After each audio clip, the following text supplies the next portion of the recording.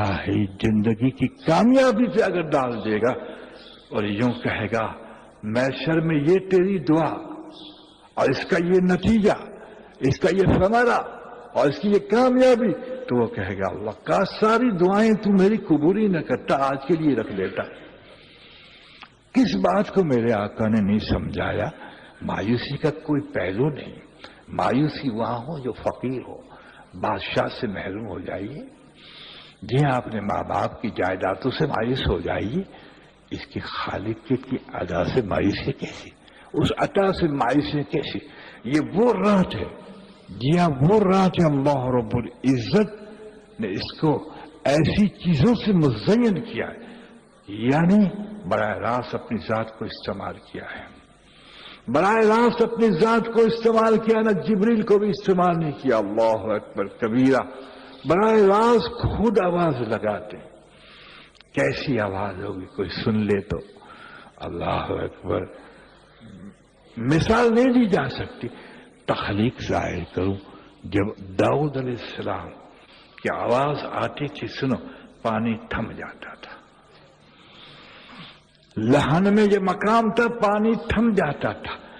ہوا میں اٹھتا ہوا پرندہ مدہوش ہو کے گر کے مر جاتا تھا۔ ایک گاؤں سے گزرے اور آپ کا لہن کھلا، 700 جوان لڑکی لطف اندوز ہو کے مر گئی۔ جنگل سے گزرے، قرب و جوار کے 12,000 بوڑھے مرے ہوئے پڑے ہوئے تھے۔ لطف میں جسے آتا ہے نا کہ اللہ پاک جب جنتیوں کو جنت کے اندر لہن داؤد ہی سنائیں گے، پھر لہن محمد ہی سنائیں گے، میرے آقا کو جنت کی سونے کی کھرس میں جلوہ افراز کریں گے، وہ سورہ محمد پڑھیں گے، اللہ اکبر، پھر اللہ کو سورہ الرحمن پڑھیں گے۔ اس وقت جنتی خوشی کے مارے بے ہوش ہو جائیں گے۔ ایک تکلیف کی بے ہوشی ہے، ایک خوشی کا راز بتاؤ۔ تکلیف کی بے ہوشی انسان کو اٹھنے کے بعد درد دیتی ہے، خوشی کی بے ہوشی میں بے پناہ لذت دیتی ہے، اور اٹھنے کے بعد نس نس لذت دیتی ہے۔ سمجھ گئے جناب؟ کمائیے، صرف روٹی کمائیے، کمائیے، نہ مدرسے اس کے لیے تھے، نہ خانقاہیں اس کے لیے تھی، نہ دہلی ادارے کے تھے، اس تربیت کے لیے تھے جس سے قدرت کا براہ راست استفادہ حاصل ہوا۔ اگر قدرت سے براہ راست استفادہ حاصل حضرت محمد صلی اللہ علیہ وسلم کے طریقے پہ نہیں لیتا تو تم مخلوق سے بے نیاز نہیں، اور جو مخلوق سے بے نیاز نہیں وہ مخلوق کا بندہ ہے، وہ خالق کا حقیقی بندہ نہیں۔ آرزوئیں سجدہ اگر اللہ کو نہ کرے، تمنائیں سجدہ اس کو نہ کرے، ضمیر اس کو سجدہ نہ کرے، دل اس کو سجدہ نہ کرے اور سر سجدہ کرے، تو ایسی معراج میں نماز نہیں ملی تھی، اس لیے کہ جبریل نے نماز نہیں تراسی تھی، اللہ نے تراسی تھی۔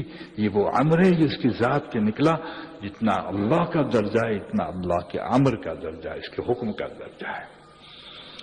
وزن تو نے دیا ہی نہیں، وزن تو نے دنیا کو دیا، اس لیے اسلام کو بھی بھنواتا ہے دنیا کے لیے جو کمی نہیں ہے۔ سن اس کی حیثیت، عارفوں کا قول اللہ نے قبول نہ کیا۔ جب یزید بستامی فرماتے جب میں فنا فی اللہ ہوا، اللہ فرماتے باعث میرے لیے کیا لایا؟ اے اللہ میں دنیا کی بے ثباتی لایا۔ درود شریف پڑھ لیں، بسم اللہ، الحمدللہ رب العالمین۔ کہ دنیا کی بے ثباتی جس کو ہم وزن دیتے ہیں نا، اور واقعی ایک مرتبہ سے اس کا وزن ہے جس کو دنیا کی بے ثباتی ہو جائے دیا۔ کہا جو میرے نزدیک مچھر کے پر کے برابر نہیں، اس کو دل سے دنیا کی نکال کے آئے، کون سا تو نے کمال تھا؟ تو میں شرمندہ ہو گیا، کہا ہے میں نے جس کو پیدا کیا ان دنیا کو نظر رحمت سے نہیں دیکھا ایک لمحہ، اور جو میرے پاس ایک مچھر کے پر کے برابر جس کی حیثیت نہیں، باعزید اس کو دل سے نکال کے آیا تو اس کو کمال کہتا ہے کہ ایک مچھر کے پرواہ حقیر کو دل سے نکال کے آیا۔ اب ہمارا حق یہ حقیر کو ہم نے دلوں کے اندر بٹھا دیا ہے۔ جو چیز پیروں میں ہونی چاہیے اس کو دلوں میں رکھا تو اس کے پیروں میں ہمیں پڑنا پڑے گا۔ آفیسروں کی خسامتیں، بڑوں کی خسامتیں، جی ہاں رائفل والوں کی خسامتیں، اس کو تو رائفل پہ نہ جائے، تیرے ضمیر پہ جا، یہ وہ سجدے ہیں اور وہ یہ مخلوق کی عبادتیں ہیں جس سے عالمی کہیں کا نہیں رہتا، خالق کا نہیں بن سکتا.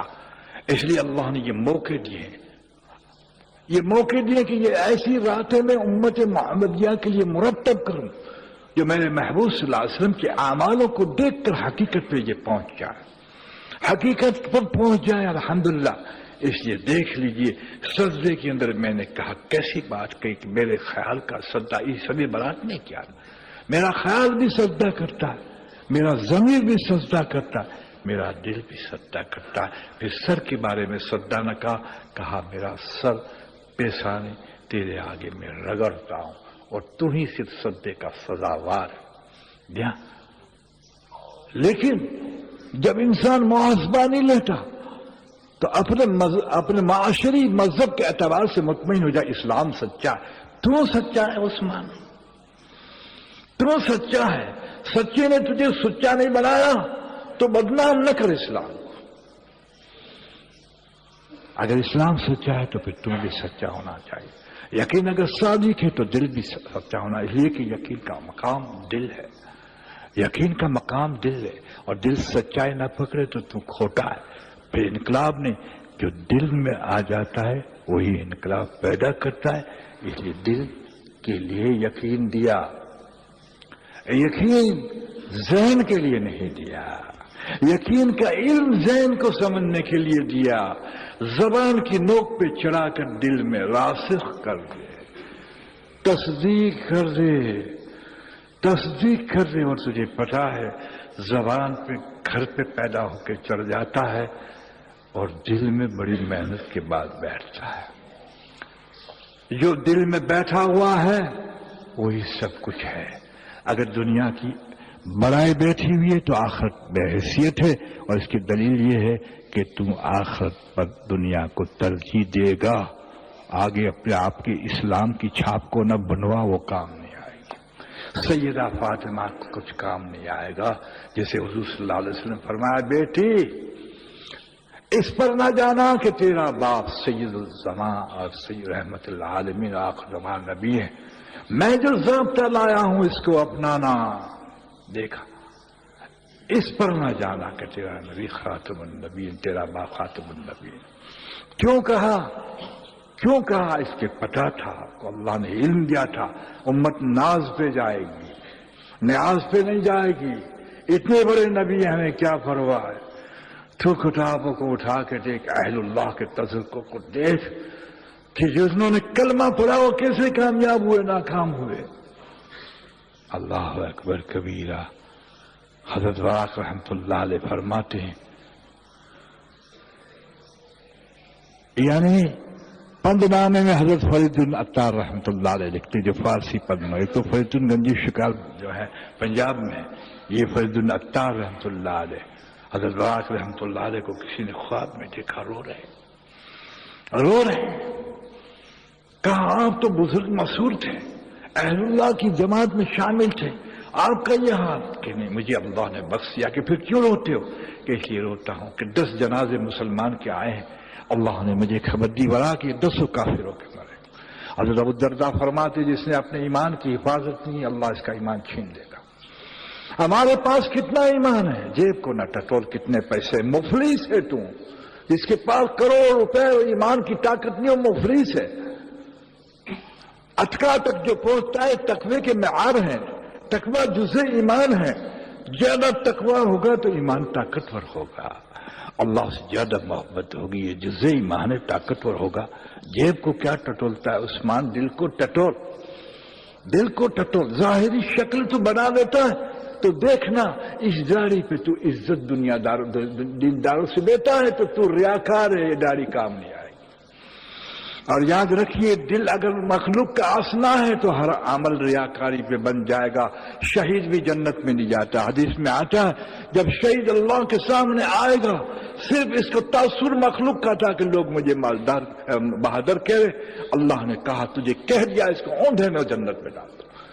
شہادت جیسا عمل. کیوں کہ اس نے مخلوق کا اثر لیا. اگر تو نے داڑھی اور جبے میں مخلوق کا اثر لیا اور دینداروں سے عزت لی، جیسے فیشنیبل سوٹ میں اپنی سوسائٹی میں عزت لیتا ہے، اس طرح سے تو داڑھی جبے بنا کر اگر نیکوں میں عزت لی تو ریاکار ہے، تجھے یہ کام نہیں آئے گا۔ کہ بے نیاز یقین کرتا ہے جب سب کچھ تم اللہ میں دیکھے، یقین اللہ رب کا یقین آئینہ ہے، یہ قدرت کا آئینہ ہے، یہ سب کچھ اللہ میں دکھاتا کہ عزتیں وہاں آتی ہے، مخلوق کی کیا پرواہ، ذلتیں وہاں سے آتی ہے، رزق وہاں سے آتا ہے، موت وہاں سے آتا ہے۔ جب سب کچھ اللہ میں دیکھے گا تو مخلص ہوگا۔ یہ راتیں وہ مانگنے کی، یہ وہ روٹے مانگنے، ایک دکان ہے دوسری دکان دیکھ لو، اور نئی دکان کھولی ہے، للے اس کے لیے روٹا، تیری بھلی ہو، تیری روٹی کے لیے روٹا، تیرے ایسے پیارے آنسو، پتہ ہے اس آنسو کا کیا مقام ہے؟ ایک اللہ والے نے جب حور کو خواب میں دیکھا، کہا یہ جمال اور یہ حسن اور یہ نور، کہا تجھے پتہ ہے تہجد میں اٹھ کر جب اللہ کے خوف سے روتا ہے، اس آنسو کو اللہ نے مجھ تک پہنچائے، میں نے اسے تیرا دھوکا، یہ اس کا نور ہے۔ اللہ اللہ کیا مانگتا ہے بڑی راتوں کو؟ سرکار نے لکھوں روپے مانگے، دکان نے کیا مانگا؟ وہ مانگ جو اللہ جس کی آواز دیتا ہے، وہ مانگ جس کی پکار کرتا ہے، وہ پہلے مانگ، یہ اس لیے کہ اس کی چاہت ہے۔ دعا کا مقدم مقام ہے کہ جو اللہ چاہے وہ مانگے۔ اس لیے بات تو بہت طویل ہے، اس کے متعلق اللہ یاد کرائیں تو بہت ہے، مختصر یہ کہ ہم اس بات کو ٹھان لیں۔ جی ہاں، بچوں کو پٹاخے کے لیے ایک پیسہ نہ دیں، مسجد میں چراغا ہوتا ہے، ماذا ہم خانقاہ والے ہیں، ہم اہل اللہ کے غلام ہیں، ہم کس پہ تنقید نہیں کرتے، ہم دعا کرتے۔ یاد رکھیے جو سرکار نے کیا وہ کرو، جو سرکار نے کہا وہ کرو، اور سب کے لیے دعا کرو اللہ ہدایت دے۔ دو ایک بجے تک رات کو جاگ کر دائیں کو ضائع نہ کرو، بلکہ ایک گھڑی کا نفع اٹھاؤ الحمدللہ، اور اللہ سے دعا مانگو کہ اللہ اس رات کو قیام کرنے کی توفیق عطا فرما، قبرستان میں جانے کی توفیق عطا۔ لیکن جماعت بنا کے ممانعت ہے، فقہا فرماتے نہیں، یہ بھی بدعت ہے، ممانعت ہے، یاد رکھ۔ ایک ہیلا چلا جا اور تو دیکھ کے قبرستان کو دکھائیں، ہم تو کبھی برابر سے گزرے تو اوپر دیے جل رہے ہیں، موم بتیاں جل رہے ہیں۔ حضرت محمد صلی اللہ علیہ وسلم نے تو جا کر کہیں صحابہ کی قبر پہ، آپ کے ہوتے ہوئے بھی صحابہ انتقال کر گئے، جنت البقیع میں سوئے ہیں، جی ہاں، کہیں نہیں دیا جلایا، کہیں اگربتی، حرام ہے آگ جلانا، حرام ہے۔ ہنومان کے ڈیرے تو نے بنا دیے قبروں کو، ان کی روحانیت کے لیے تو سورہ فاتحہ ہے، سورہ اخلاص ہے، اس سے بڑھ کر کون سے نور ہوں گے کہ پھول ہوں گے؟ سورہ الحاقۃ کا سورہ ہے، الف لام سجدہ ہے، سورہ ملک تبارک والذی جو قبر کے لیے مفید ہے۔ لیکن تو جا کے ماشاءاللہ تجھے پتہ چلے ایسا معلوم ہو جیسے کہ دیوالی کا چراغا کیا گیا قبرستان کے اندر، بیزار ان کی روحیں بیزار۔ میں قسم کھا کے کہتا ہوں کسی اہل اللہ کی روح آپ کو دعا دے تو میں آپ کو، آپ کا سر میرا جو آپ کا جوتے، یہ روح ہے حقیقت کو پہنچ چکی ہے۔ علامہ شیری رحمۃ اللہ نے اپنے بارے میں کرا کے اندر ایک عالم نے اس کی تفسیر لکھی ہے، جو تابعین ہیں فرماتے ہیں کہ یہ دھوکے سی دنیا کی حقیقت کی دنیا میں پہنچ چکے ہیں، وہ حقیقت کو پسند کرتے ہیں، وہ حقیقت کو ہی پسند کرتے ہیں۔ ان کی روحوں کو جب کہا جائے کہ تمہارے پر پھولیں چڑھائے جاتے اور تم پر جو ہے اگربتیاں جلائی جاتی، موم بتیاں، وہ وہیں سے بد دعائیں گے، کیونکہ اس لیے کہ دھوکے کی دنیا سے حقیقت میں جاتے، چاہیے بدعتی تھے۔ ہمیں حضور صلی اللہ علیہ وسلم نے کیا کیا؟